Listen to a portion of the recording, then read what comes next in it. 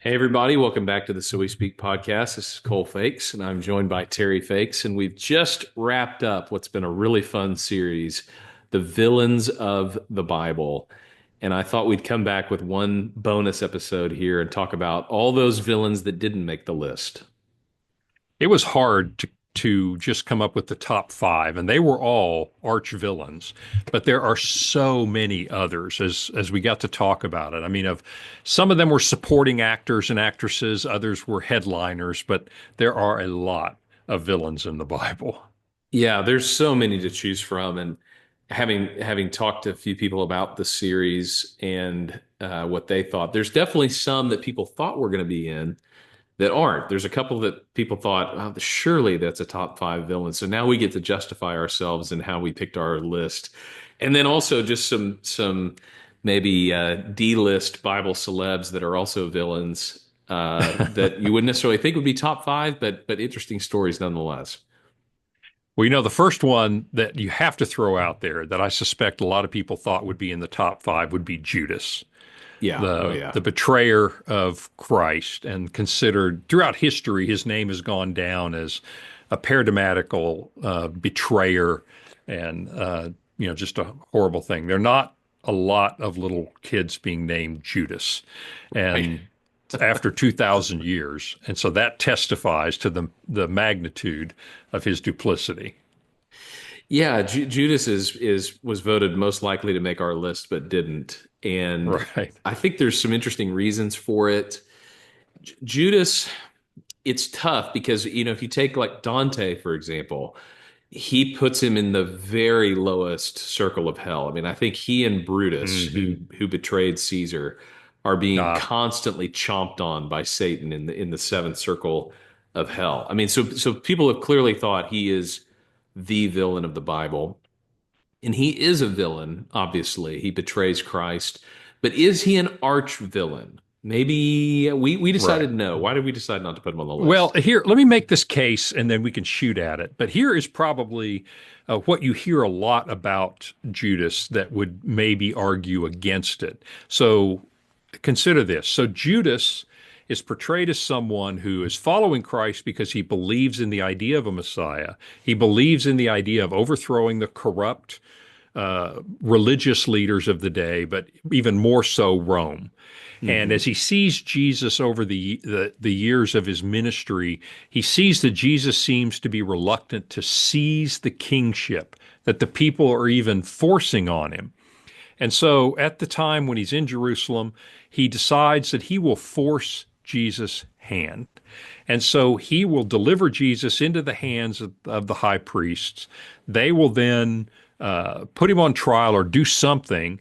But then very quickly, the people will see that he's been arrested and they will rise up. It will spur an uprising, and Jesus will be freed, and he'll be forced then to fulfill his destiny, according to Judas, of being the Messiah that Judas had always thought. So if you look at it that way, then Judas made a mistake. He was well intentioned, but in betraying Jesus, he didn't mean for him to die. I mean, clearly afterwards, he goes back and he says, I betrayed innocent blood. So I do think there's some truth in that story. But do you think that that is enough to say, well, he was well intentioned and very foolish, and so he's not really an arch villain? Maybe, maybe not. I think in today's world, he is the perfect person to make a victim out of, as Yes. opposed to a villain, because that's what we Yes. love to do in our media movies. I'm surprised somebody hasn't written a novel, from the perspective of Judas. He's Right. misunderstood. He probably had a very difficult, time in life and all of this. And so the thing about that though that I think is the most resonant is I think Judas does what he does because he's disillusioned more Right. than he's just out to kill Jesus. You can even see in the narratives when Jesus is teaching about going to die in Jerusalem, the disciples aren't getting it. Then he starts to give all the end times stuff, the judgment, all that's going to come, but he's got to die and rise first. And then it says, and so Judas makes up his mind to go and betray him. Right. So I do think there's a thread there that keeps him from being, an arch villain. Of course, the other thing with Judas is he is the son of perdition. He is the one who was destined to lift up his heel against Jesus. And so I don't think, like this is a big theological theme in the Bible, I don't think that alleviates him of moral responsibility. Right. But I do think it gives us an understanding that there's a lot more going on here than just Judas. Satan enters into Yeah. him. This was prophesied. To me, that does bring the evil of the act is still high. It brings his personal evil agency maybe out of the top five. Yeah, but I agree. And here's my counter argument to that. It's similar to yours is first of all, Satan doesn't make him do this. Satan enters into him late. And so Hmm. what's really happening with him? He is like a Nebuchadnezzar. He is opposed to God, but not willingly so. He's just being who he is, which in Nebuchadnezzar's case is a power hungry, brutal individual. And in Judas's case, it's someone who is not willing to submit to God's plan, but insists that his plan is going to rule. He's going to decide how history is going to play out, not God. And that's one that should scare all of us a little bit.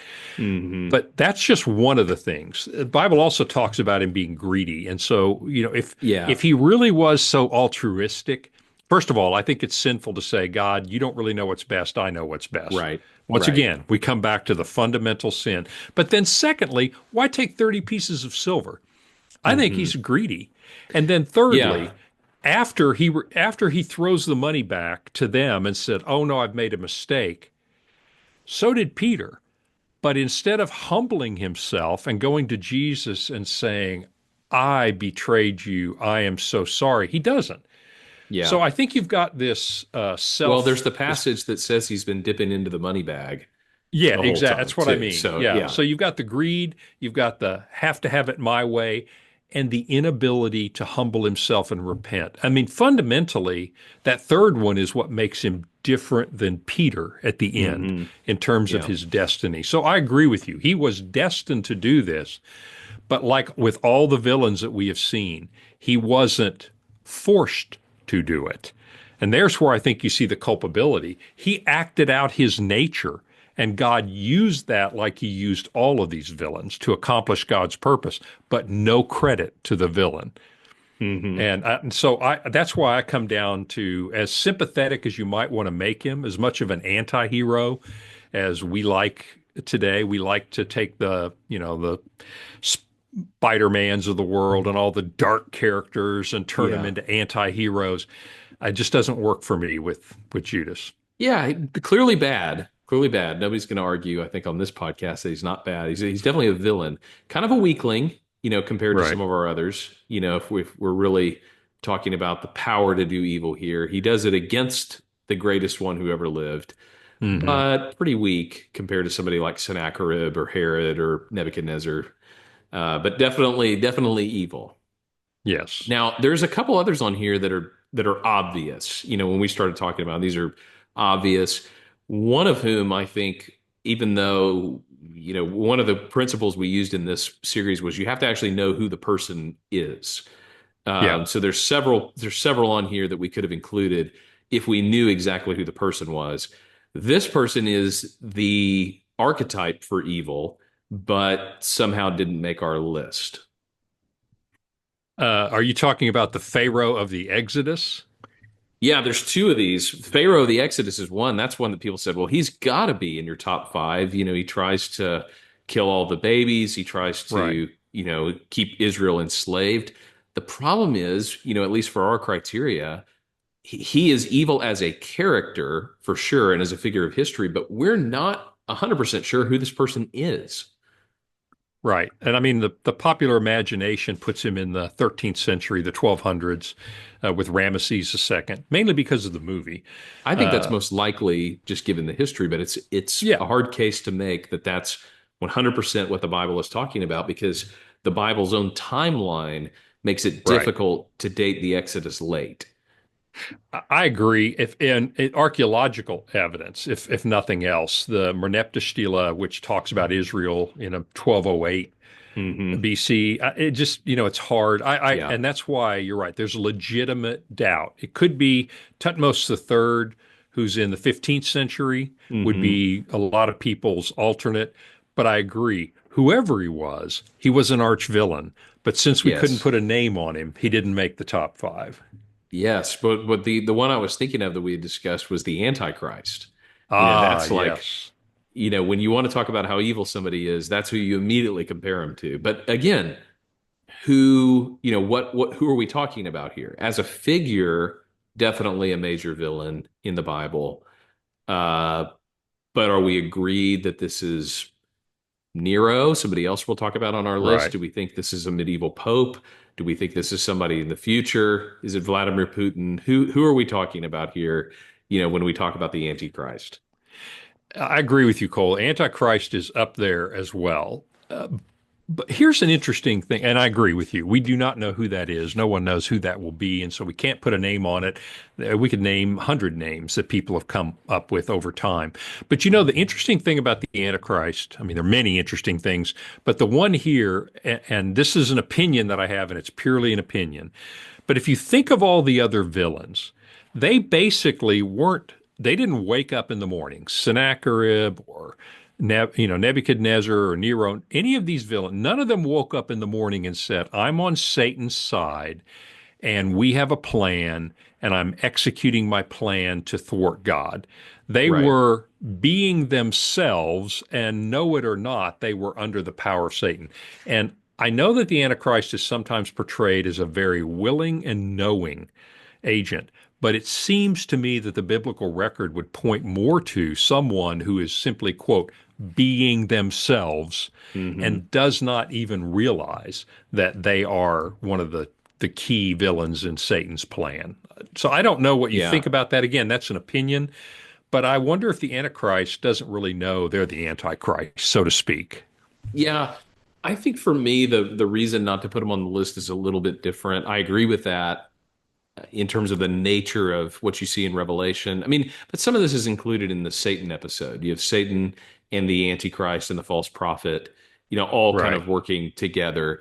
The reason for me, though, is when you read in First John that the spirit of the Antichrist has gone out into the world, it gives me pause, especially with the eschatology that we've lined out in the Revelation series.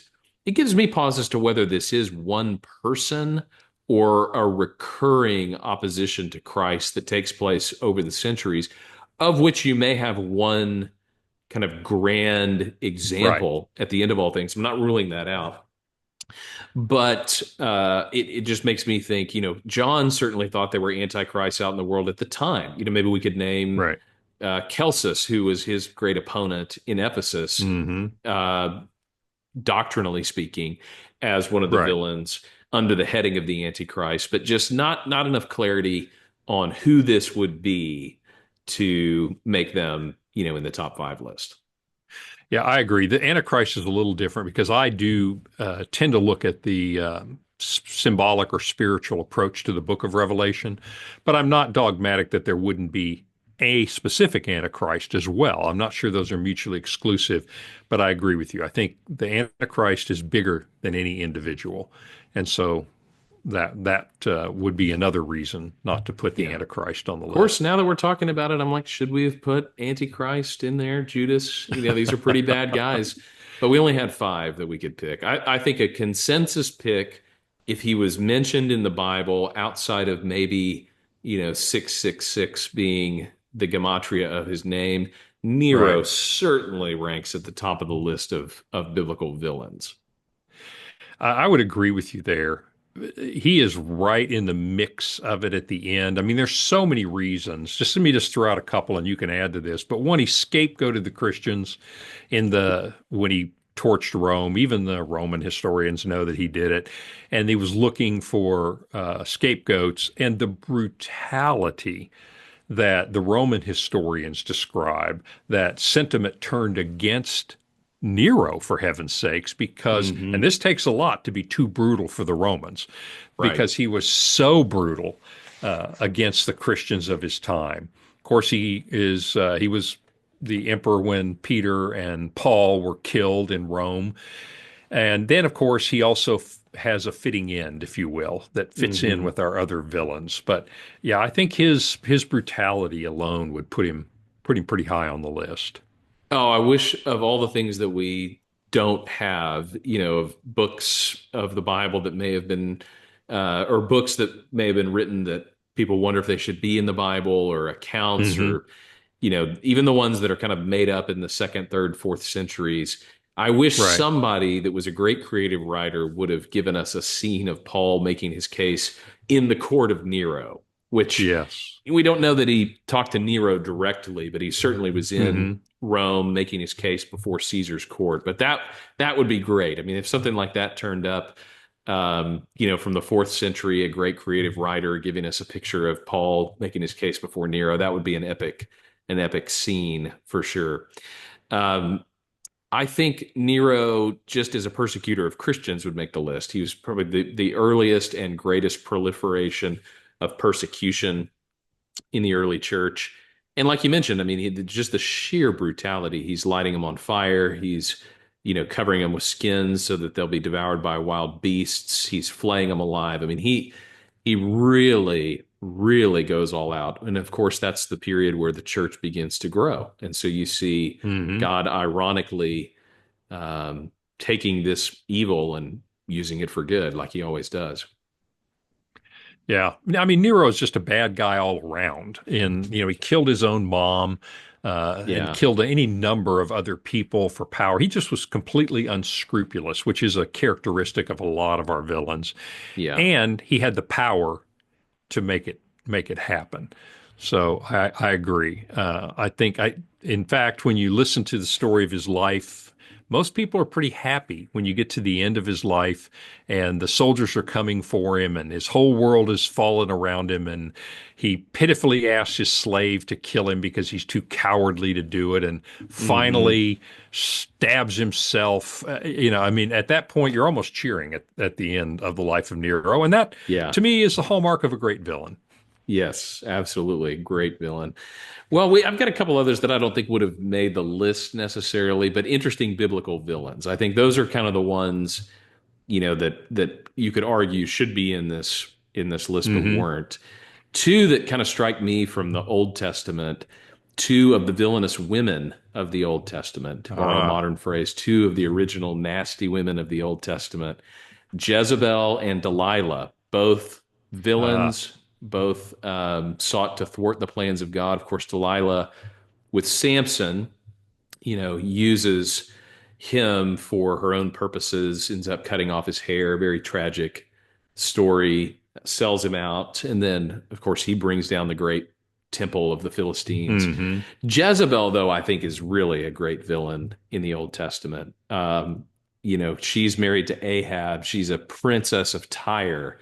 And she's a pagan. She's an idol worshiper, and she brings idol worship into Israel. Of course, she is the chief antagonist of the prophet Elijah. And I hmm love the sermon Payday Someday by R.G. Lee. And this is one of the great, sermons of American history. And he talks about the story of Naboth's vineyard, but he goes hmm through and he introduces all these characters, Ahab and Elijah and Jezebel. His introduction of Jezebel is great. He says, "I introduce to you Jezebel, the daughter of Ethbaal, king of Tyre, and the wife of Ahab, the king of Israel, a king's daughter and a king's wife, the evil genius at once of her dynasty and her country. Infinitely more daring and reckless was she in her wickedness than her wicked husband.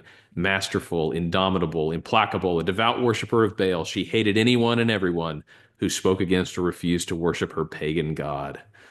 Pretty good description of the villain. It really is. Ahab, historically speaking, and just from archaeology, was a very, quote, successful king in secular terms. But the Bible gives you the inside story that he was a weak man, but he had this brilliant, evil woman really pulling the strings Hmm. behind him, and that she's vindictive and really quite powerful in what she did. She was ruthless. I think ruthlessness is one of the hallmarks of our villains in general. And if so, she certainly deserves that. Hmm. Another great villain of the Old Testament is Goliath. You wouldn't Yeah. say that he's top five because all he's threatening is kind of a local, part of the army under Saul, but a famous villain nonetheless, Right. taunting not just the army but God. And then of course David kills Goliath with the smooth stone out of his slingshot. But you got to think that he's a villain. And I think one of the things that's interesting about him is what Malcolm Gladwell has actually talked about with Goliath. I don't think he's totally right on all of it, but at least opened the door towards reading that narrative with more biblical eyes. And so I've seen biblical scholars come back and talk about this. He's not just a villain, he's a serpentine figure. So if you read the way Hmm. he's described, his armor, the way he moves, all of that, you get the sense that it's not just David versus a bad guy, it's the line of Christ versus the line of the serpent. So you have kind of a Genesis 3 showdown Uh-huh. where you have the seed of the woman and the seed of the serpent. Anywhere in the Bible you see, a snake that's fighting against the people of God, you get this Right. really spiritual overtone to the big cosmic battle that Satan is waging against Christ. And so Goliath is an interesting villain for that story, but I think there's even a more interesting sub theme going on there with him being the continuation of the line of evil, kind of like what we saw in Haman and Mordecai. You see this Right. kind of old line of evil that raises its head again, and Goliath definitely fits that. Yeah. Another villain that's like that in the Old Testament is Og of Bashan. He's not going to be one that comes to everybody's mind immediately, but if you think about the Israelites who are coming into the promised land, there are all these Canaanite kings and cities that they're taking over in the time of Moses and in the time of Joshua. And one of the things that I've learned from somebody like Michael Heiser's writings is there's also a spiritual theme going on here. There's more than just powerful people, different gods. There is kind of this idea that they had of the domain of these other powers and these other gods in the land of Canaan, that God is showing he's the God over all peoples. He's not just a Hmm. regional God. And Right. Og is, it tells us in Deuteronomy 3:11, King Og of Bashan was the last great survivor of the giant Rephaites. So this is like the Nephilim. Sometimes you see the Right. Rephaim, the sons of Anak. These are the giants that, depending on how you interpret Genesis 6, Hmm. these are the ones that come from the fusion of um, the sons of God. And there could be a sense that these are kind of demonic beings because of that passage. Hmm.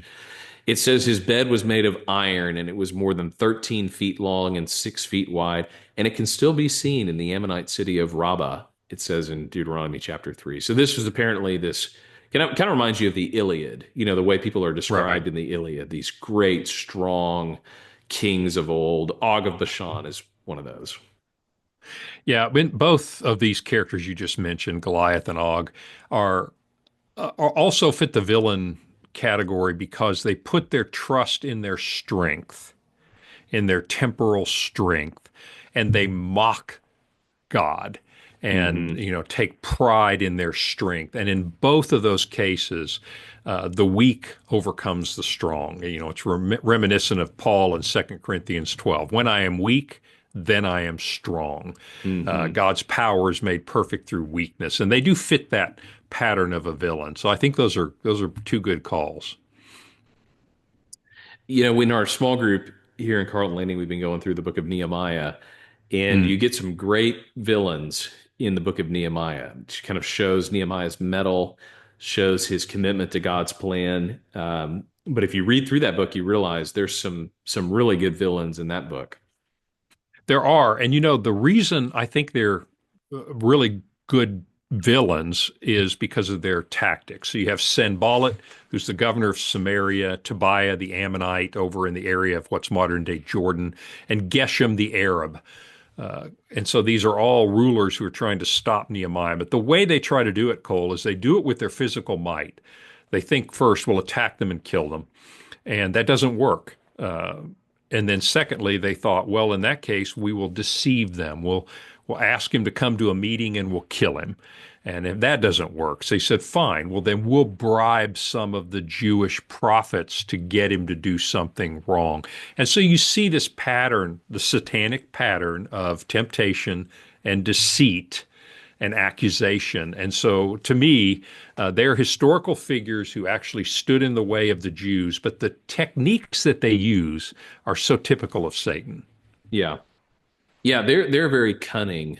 They hire that false prophet, to Hmm. lure Nehemiah in. It reminds you there's a lot of these smaller villains in this period of Israel's history. If you think about Jeremiah, you have Pashur, who is the head of the Right. temple area. He has Jeremiah whipped and thrown into a cistern. He puts him in stocks, in the city square. And he also tries to trick Jeremiah with a false prophet who's saying things that they know to be untrue and claiming it's the word of God. Hmm. What do you think about Balaam? Do you think Balaam, ranks as a villain in the Old Testament or no? Balaam is an interesting character. Yes, he is, because he's trying to deceive Israel for money. I Hmm. mean, if you just look at that, you'd have to say, well, that probably doesn't rank high on anybody's set of morality. So I think he's a villain. Nevertheless, Balaam is one of those characters that God intervenes and says he's a little bit like Saul. Hmm. Saul, I mean, he at least is sincerely going after Christians, and God intervenes and turns him around. Now, obviously, Saul's a bigger case than Balaam, but you see my point is that Balaam realizes, okay, wait a minute. No, I'm not going to do this because I've been confronted with somebody more powerful. Hmm. And so I do think he's a villain, but he's one that actually turns around a little bit. Yeah, he's the one that he ends up giving a great messianic prophecy. You find Hmm. out later, because I think just given that story in Numbers, he is kind of an ambiguous figure. That he's hired to curse Israel, but he ends up blessing them. Of course, his donkey sees the angel, but Right. later you find out that Balaam taught the people to practice sexual immorality, and Right. he's killed in the conquest later on. So you see, probably he is overall a villain, Hmm. but kind of an interesting figure there. Another few that you see throughout the scriptures are just these great one-liners of Yeah. villains, and I'm actually not convinced that all of these are villains in the sense that at least one of them will probably see in heaven. And I think he's going to say, man, what a sideswipe. Here I was in the early church, and now the only thing that anybody knows about me is, something bad that I did.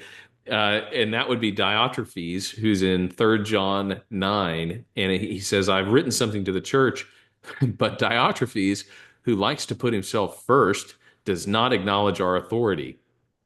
I don't know that Diotrephes is a villain. He clearly has a character flaw here. He's pretty selfish, likes to put himself first.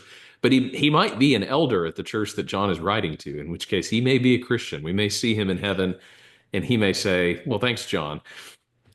Well, I'm going to take a harder line on Diotrephes. I do think he's a warning that, as Paul said to the Ephesian elders, if you remember that, of course, in Acts chapter 20, there will arise wolves even from your own ranks. And I think Hmm. Diotrephes is an example. He's someone that you say he's a Christian, and yet he is so proud that he's unwilling to acknowledge the authority of someone who literally was with Jesus. And so, Right. I'm going to take the unders on actually seeing him in heaven, but that's not my judgment to make. But you're right. There are some really good one-liners. I'm thinking of Paul in Ephesus, and of course, he's upsetting the trade. I mean, so many Hmm. people are becoming Christians, they're quitting buying these little trinkets, these little statues of Artemis.